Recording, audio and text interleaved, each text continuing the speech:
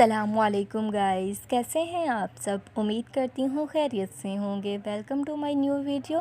آج کی اس ویڈیو میں آپ کو اپنے ہاتھوں اور پاؤں کو بہت ہی خوبصورت اور دودھ کی طرح سفید ہونے کا آسان نسخہ بتاؤں گی، جس سے آپ کو بہت زیادہ فائدہ ہوگا، جس سے آپ کے ہاتھ اور پاؤں کی رنگت ملکی وائٹ ہو جائے گی۔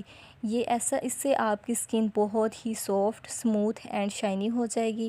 آپ اسے ایک بار استعمال کریں گے تو رزلٹ آپ کے سامنے ہوں گے انشاءاللہ۔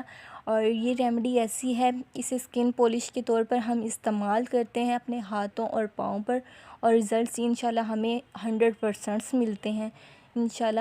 چلیے ہم اپنی ویڈیو کا آغاز کرتے ہیں۔ سب سے پہلے آپ نے ایسا کرنا ہے، ایک باؤل لینا ہے، اس میں آپ نے 2 چمچ رائس فلور لے لینا ہے، یعنی چاول کا آٹا لے لینا ہے۔ پھر اس کے بعد 1 چمچ آپ نے بیکنگ سوڈا لے لینا ہے۔